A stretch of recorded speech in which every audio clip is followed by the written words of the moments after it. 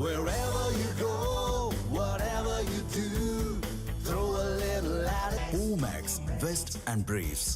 தருமபுரியில் திமுக வேட்பாளரை வரவேற்பதற்காக பல இடங்களிலிருந்து பெண்கள் மற்றும் கூலி தொழிலாளர்களை திமுகவினர் பணம் கொடுத்து வாகனங்களில் அழைத்து வந்த காட்சிகள் வெளியாகியுள்ளன. சட்டமன்ற தேர்தலில் பாலக்கோடு தொகுதியில் திமுக வேட்பாளர் செந்தில் போட்டியிடுகிறார். இதையொட்டி காரிமங்கலம் மொரப்பூர் சாலையில் அவருக்கு வரவேற்பு அளிக்க ஏற்பாடு செய்யப்பட்டது. இதில் மக்கள் கூட்டத்தை அதிகமாக காட்ட வேண்டும் என்ற நோக்கில் திமுகவினர் பல இடங்களில் இருந்து ஆட்களை அழைத்து வந்தனர். குறிப்பாக 100 நாள் வேலை திட்டத்தில் பணியாற்றும் பெண்கள் மற்றும் கூலி தொழிலாளர்களை தலா 200 ரூபாய் தருவதாக கூறி பிக்கப் வாகனங்களில் அழைத்து வந்தனர். இதனால் அப்பகுதியில் கடும் போக்குவரத்து நெரிசல் ஏற்பட்டது.